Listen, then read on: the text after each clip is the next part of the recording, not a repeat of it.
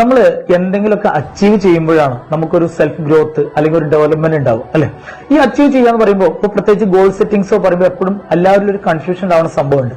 കാരണം ഇത് എന്തോ ഒരു വലിയ സംഭവമാണ്, ഒരുപാട് ലോങ് ടൈമിലേക്ക് നമ്മൾ ഉണ്ടാക്കുന്ന ഒരു കാഴ്ചപ്പാടാണെന്നൊക്കെ.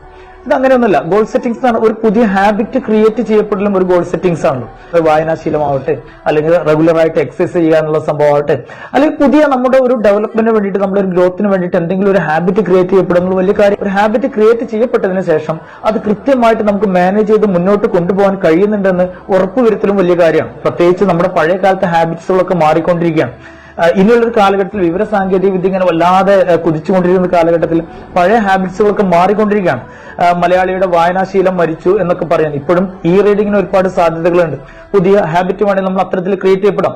എക്സസൈസുകൾ പഴയ കാലത്തെ പോലെ അല്ല, ഇപ്പോഴത്തെ ഒരുപാട് തിരക്കുകളാണ് പല മനുഷ്യന്മാർക്കും. പക്ഷെ വീടിനകത്ത് തന്നെ നമ്മൾ റെഗുലറായിട്ട് ചെയ്യാൻ പറ്റുന്ന ചെറിയ ചെറിയ എക്സസൈസുകളുണ്ട്.